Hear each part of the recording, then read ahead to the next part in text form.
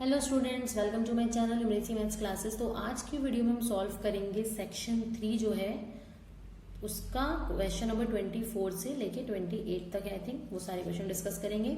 Section 3 के बाकी सारे question and section 1 and 2 already discuss कर चुकी हूँ। आप जाके सर्च करेंगे बाय न्यूमरेसी मैथ्स क्लासेस तो आपको मिल जाएंगे। तो चलिए स्टार्ट करते हैं। क्वेश्चन नंबर 24 इसमें गिवन है हमें find the area of the region. ये कौन सा क्वेश्चन हो गया? एरिया ऑफ इंटीग्रल वाले चैप्टर का। एप्लीकेशन ऑफ इंटीग्रल है, that is chapter 8। Find the area of the region bounded by the parabola y square is equal to 8x। सबसे पहले बनाएंगे figure. y square is equal to 8x का diagram कुछ ऐसे बनता है y के ऊपर and the line x is equal to 1। मान लो ये 1 है और ये 2 है। x इज इक्वल टू 2 पे है, ये हमने लाइन ऐसे खींच दी। तो शेडेड रीजन कौन सा हो गया? ये पूरा शेडेड रीजन हो गया। और लिमिट कहाँ से कहाँ तक होगी? 0 से लेके 2 तक। मैं x को चलना प्रेफर करती हूँ तो मैं एलिमेंट बनाऊंगी इस तरह से।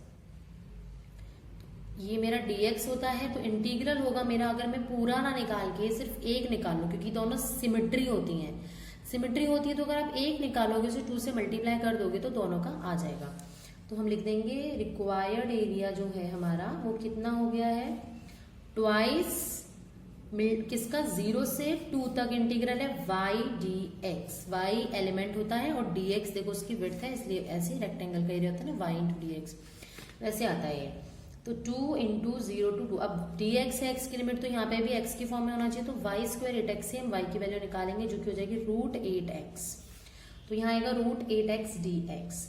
देखो √8 बाहर ले आओ तो 2√8 है ना, और अंदर बचेगा आपके पास सिर्फ √x, जिसको मैं x की पावर हाफ भी लिख सकती हूँ। तो मेरे पास फॉर्मूला होता है x की पावर n का, x की पावर n+1 अपॉन n+1। और √8 को मैं इस तरह से लिख सकती हूँ 2 इंटू 2 इंटू 2। ठीक है ना, ये हो गया है मेरे पास x की power half plus 1। Half plus 1 नीचे भी आएगा और लिमिट होगी 0 से लेके 2 तक। तो देखो यहाँ से पेयर निकालेंगे, एक 2 बाहर आ गया, अंदर बच गया सिर्फ √2। और यहाँ x की पावर हो गया ये 3/2 अपॉन में भी हो गया 3/2, तो 2 पर आ गया। लिमिट 0 से 2 तक। ये हो गया बाहर हमारे पास 4√2। और यहाँ अगर आप ध्यान दें, मैं इस 2/3 को ना बाहर ले आती हूँ तो 2 बाहर आएगा तो 4 2 8 बन जाएगा और अपॉन में 3। अंदर बचा सिर्फ x की पावर 3/2, जिसमें मैं 2 अगर पुट करूंगी तो बन जाएगा 2 की पावर 3/2, क्योंकि अपर लिमिट माइनस होता है लोअर लिमिट ना। 0 लिखने का तो कोई खास फायदा है नहीं सिर्फ 2 की पावर 3/2 आएगा। देखो अब 2 की पावर 3/2 को मैं ब्रेक करूँ तो ये था 2 की पावर हाफ इंटू 2 की पावर 1, क्योंकि बेस सेम पावर है, हाफ प्लस 1 1/2 हो गया। अब 2 की पावर हाफ हमारा होता है क्या? √2। एक √2 ऑलरेडी है, एक ये रहा 2 अपॉन में 3, तो √2 2 होता है, ये 2 हो गया। तो 8 2 16 2 32, तो आंसर आ गया 32/3। क्योंकि ये एरिया है तो आप लिखेंगे square units. I hope clear होगा। सिंपल क्वेश्चन था। नाउ नेक्स्ट करते हैं क्वेश्चन नंबर 25। क्वेश्चन नंबर 25 है चैप्टर 9 से। Solve the following differential equation dy/dx is equal to x³ cosec y given that y0 is equal to 0, यानी कि particular solution वाला question आ गया है। अगर आप ध्यान से देखिए तो method of separation of variable का है ये, क्योंकि x³ और y वाले को आप डिफरेंशियली कर सकते हो। तो dy को मैं यहाँ रहने देती हूँ, cosec y ले आती हूँ नीचे और x³ इधर रहेगा, dx ऊपर चला गया। इस 1/cosec y को मैं sin y लिख सकती हूँ, तो ये हो गया sin y dy is equal to x³ dx। Now लिखेंगे हम इंटीग्रेट बोथ साइड्स। तो sin y का इंटीग्रेशन कर रहे हैं हम यहाँ पे, और इधर हम कर रहे हैं ये x³ का with respect to x। sin y का इंटीग्रेशन होता है माइनस cos y, x³ का होता है हमारा x की पावर 4/4, क्योंकि बताया था पावर फॉर्मूला एक पावर बढ़ जाती है। प्लस में आएगा यहाँ c, दोनों जगह c नहीं लगाते, हम एक जगह लगाते हैं। ठीक है, particular solution y0 is equal to 0 है, इसका मतलब है x 0 पे y की वैल्यू 0 है। इसका मतलब ये हुआ when x is 0 then y is 0। x को 0 पुट करो, y को 0 पुट करो, तो ये हो गया minus cos 0 is equal to 0 की पावर 4/4 प्लस c। cos 0 1 होता है तो ये हो गया -1, ये तो खत्म ही हो गया, यानी कि c की वैल्यू -1 आ गई। अब इस c की वैल्यू -1 को पुट कर दो इक्वेशन 1 में। So put c is equal to -1 in equation number 1, तो हमें आंसर मिल गया minus cos y is equal to x की पावर 4/4 -1। ये दो माइनस के रखने से अच्छा है दोनों को एक तरफ ले आते हैं। ठीक है, तो ये इसका माइनस cos y अगर हम हटाना चाहते हैं या जो भी है रीजन, तो हम इसको ये लिख लेंगे कॉस वाई, यहाँ माइनस एन साइन चेंज हो गया 1 माइनस एक्स की पावर 4/4। ठीक है, तो बस ये हमारा हो जाएगा इसका आंसर। आप चाहो तो यहाँ छोड़ सकते थे, गलत नहीं होगा। ठीक है, तो नेक्स्ट करते हैं question number 26। Find the area of the parallelogram whose one side and diagonals are represented by the co-initial vector this and this respectively। ध्यान देना, पैरेललोग्राम ना ऐसे बनता है हमारा, ठीक है, और उसका एरिया होता है, अगर ये मान लो ए वेक्टर है और ये बी वेक्टर है, मैं इन दोनों को ए बी क्यों बोल रही हूँ, ये ए है तो ये भी ए होगा, क्योंकि ऑपोजिट साइड पैरेललोग्राम की सेम होती है, और ये बी है तो ये भी बी होगा। तो एरिया ऑफ पैरेललोग्राम हमारा होता है ए क्रॉस बी, ए क्रॉस बी, और इस पर मैग्नीट्यूड लगाना नहीं भूलें, क्योंकि एरिया है, एरिया क्वांटिटी होती है, स्केलर फॉर्म में आएगा, नंबर आएगा कोई। अगर आप सिर्फ ए क्रॉस बी करोगे तो वो वेक्टर फॉर्म में आंसर आता है, इसलिए उसका मॉड्यूलस लेना जरूरी है, ध्यान रखेंगे। लेकिन यहाँ इस क्वेश्चन में तो मुझे एक डायगोनल दे दिया, जिस डायगोनल को मैं डी से रिप्रेजेंट कर दूं, तो अब ध्यान से देखो, तो ये वाला जो फिगर है एक ट्राइंगल बन रहा है, और ट्राइंगल ऑफ एडिशन हम जानते हैं डी इज इक्वल टू होता है ए प्लस बी के। ओके, तो डी ए प्लस बी के इक्वल है, डी गिवन है, एक ए गिवन है, तो बी निकाल ही सकते हैं हम। तो सबसे पहले लिख देंगे डी, डी क्या है, diagonal is 4i cap plus 5k cap, and A given है हमें i माइनस जे प्लस के कैप। तो बी कैप निकालना है हमें, राइट। तो अब लिखेंगे डी कैप जो होता है, डी कैप नहीं, D vector is A plus B के इक्वल है, देयरफॉर जो बी वेक्टर है वो इक्वल आ गया हमारा डी माइनस ए के इक्वल। ठीक है, तो बी वेक्टर हम लिखेंगे डी, डी कितना है 4i plus 5k vector, minus कर रहे हैं, माइनस लगा के ब्रैकेट लगाना कभी नहीं भूलेंगे, क्योंकि साइन में पक्का हम गड़बड़ी कर देते हैं नहीं तो।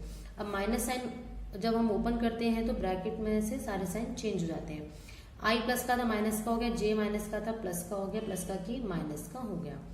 4 में से 1 गए, माइनस कैसे करते ध्यान है ना, एड सब्ट्रैक्ट, i वाला i में होता है, j वाला j में, k वाला k में, तो 4 माइनस 1 3, 3i कैप, j का कुछ और है नहीं तो यही एज इट इज आ जाएगा, 5 माइनस 1 इज 4, तो 4k कैप। ये आ गया आपका b। अब हम निकालेंगे एरिया ऑफ पैरेललोग्राम के लिए a क्रॉस b की वैल्यू, जो कि आएगी हमारी i j k कैप, लिखते हैं हम यहाँ पे। a क्या है देखो ये, तो 1, इसका कोफिशिएंट लिखेंगे 1 माइनस 1 1, और इसकी है 3 1 एंड 4।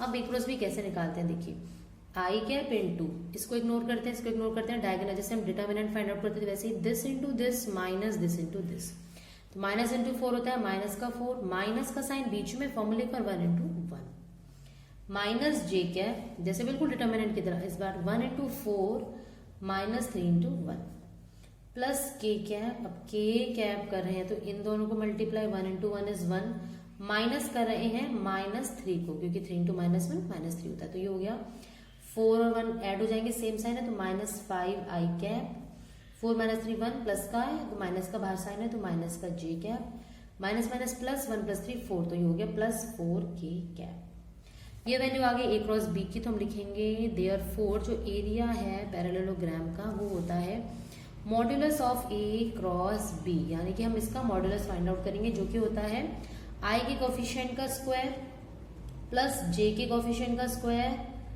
प्लस k के कोफिशिएंट का स्क्वायर। तो 5 का स्क्वायर होता है 25, तो माइनस का 5 का स्क्वायर भी 25 होगा, 1 का स्क्वायर 1, 4 का स्क्वायर 16, तो ये हो गया 16 प्लस 1 इज 17, ये आ गया आई थिंक रूट 42, तो रूट 42 स्क्वायर यूनिट्स।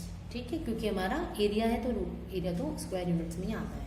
नाउ करते हैं next question, question number 27। Question number 27 में हमें गिवन है find the vector equation of the plane, हमें प्लेन की वेक्टर इक्वेशन बतानी है that passes through the point 1 0 0, passing point जो है हमें दिया हुआ है 1 0 0 and contains the line r is equal to lambda j cap. तो हमारी वेक्टर इक्वेशन जो होती है, अगर एक जो प्लेन है हमारा वो पास करता है किसी पॉइंट से, जो कि हम पासिंग पॉइंट दिया हुआ है 1 0 0, अगर हम जनरली बात करें तो अगर हमारा कोई प्लेन a वेक्टर से या a पॉइंट है कोई उससे पास कर रहा है, उसको वेक्टर फॉर्म में हमें लिखना है। कैसे लिखेंगे, सपोज वो पास करता है x y z से, तो हम उसे लिखते हैं x i cap plus y j cap plus z k cap, इस तरह से इस पॉइंट को हम वेक्टर फॉर्म में लिख लेते हैं।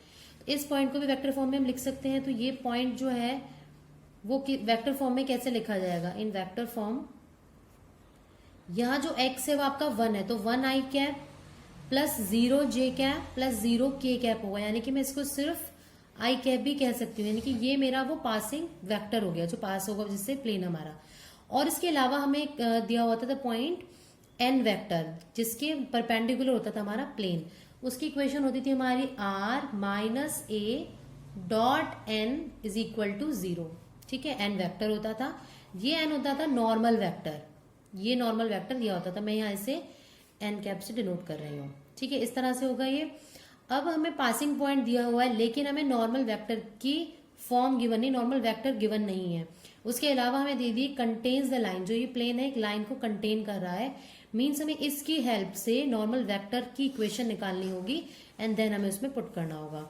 तो पहले हम जनरल इक्वेशन लिख लेते हैं। वेक्टर इक्वेशन ऑफ प्लेन क्या होगी इस फॉर्मूले के according, R minus A cap, A cap अभी बताया था पासिंग वेक्टर होता है जो कि आई कैप आ गया है, dot N cap is equal to 0, equation number 1।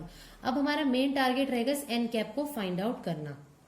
अब आप ध्यान दें अगर फिगर में, तो प्लेन जो है वो लाइन को कंटेन करता है, लाइन के अंदर एक प्लेन के अंदर एक लाइन है जिसकी इक्वेशन हमें दी हुई है R lambda J cap. Equation of line क्या है आपके पास, R is equal to lambda J cap. ठीक है, इसको आप 0 प्लस लैम्ब्डा जे कैप भी कह सकते हैं क्योंकि 0 होता है इसका पासिंग पॉइंट। जनरल इक्वेशन होती है R is equal to A plus lambda B.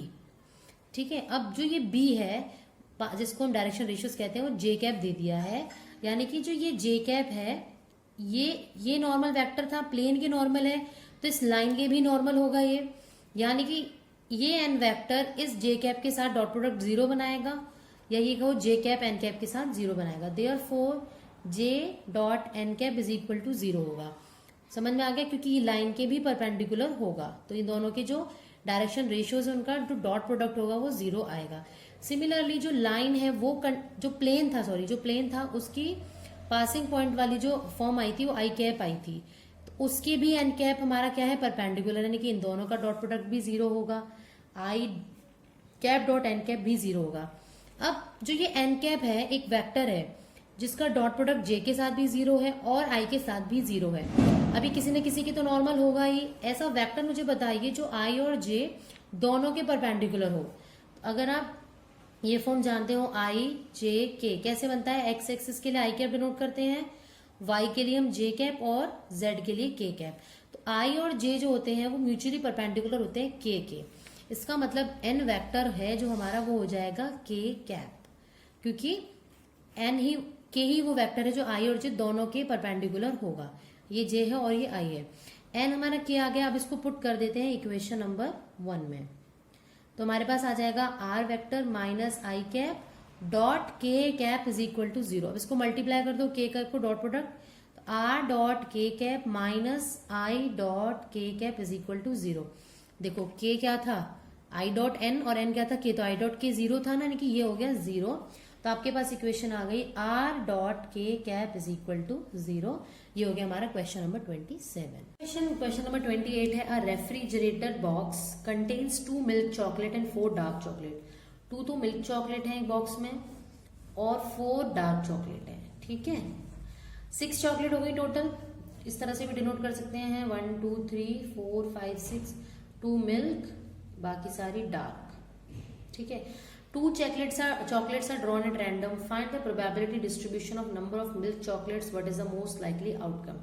Milk chocolates के आने की मोस्ट लाइकली आउटकम्स क्या होंगे। देखो टोटल हम 2 टाइम्स हमने 2 चॉकलेट हमने फाइंड आउट किए हैं, तो 2 ही तो आउटकम आ सकते हैं। पहला ये कि एक भी चॉकलेट मिल्क की ना हो, दूसरा ये कि एक चॉकलेट मिल्क की निकल आए, और तीसरा ये हो सकता है दोनों ही चॉकलेट मेरी मिल्क की आ जाए। तो मैं फाइंड आउट कर रही हूँ प्रोबेबिलिटी व्हेन x इज 0।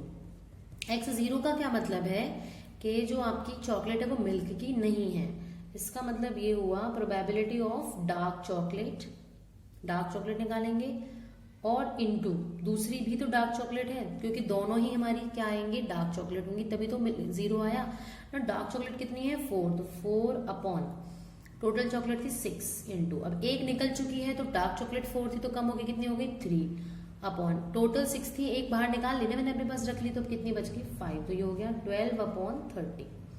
अब निकालते प्रोबेबिलिटी व्हेन x इज 1। इसमें क्या केस हो सकते हैं कि पहले मैंने मिल्क चॉकलेट निकाली इंटू दूसरी डार्क चॉकलेट आई, और एक केस ये हो सकता था कि पहले डार्क चॉकलेट आ जाए बाद में मिल्क चॉकलेट आ जाए, और के लिए हम करते हैं ऐड। ठीक है। नाउ मिल्क चॉकलेट पहले आ गई, तो पहले टोटल 2 चॉकलेट है अपॉन में 6, मिल्क की 2 है, टोटल 6 है इनटू। नाउ डार्क चॉकलेट कितनी है, 4 ही तो है, क्योंकि पहले मिल्क निकली है तो डार्क तो कम नहीं हुई, 4 अपॉन, लेकिन टोटल कम हो गई क्योंकि पहले 6 थी, अब एक निकल गई तो 5 रह गई। ऐसे डार्क चॉकलेट अगर पहले नंबर पे निकाली तो 4 है टोटल डार्क, और अपॉन में टोटल चॉकलेट्स कितनी है 6 इनटू मिल्क चॉकलेट पे तो कोई असर नहीं पड़ा, 2 की 2 ही रहेंगी, लेकिन टोटल पे असर पड़ गया, पहले 6 थी अब हो गई 5, तो ये हो गया 8/30 प्लस 8/30, तो ये हो गया मेरा 16/30। तो वापस से एलसीएम लेंगे तब। नेक्स्ट व्हेन x इज 2, इसका मतलब दोनों ही चॉकलेट्स आपकी क्या आ जाए, मिल्क चॉकलेट्स। मैं इन्हें एंड मल्टीप्लाई क्यों करूंगी, एंड दोनों निकाले ना, ये भी निकाले और ये भी निकाले। एंड वाले केस में हम क्या करते हैं, मल्टीप्लाई, और वाले में हम ऐड करते हैं। पहले मिल्क चॉकलेट है तो 2 में से सिलेक्ट करेंगे, टोटल है 6 इनटू, अब 2 में से एक ही तो बची, अगली बार एक ही आएगी, अपॉन में टोटल 5 बची, एक निकल चुकी तो बन गया 2/30।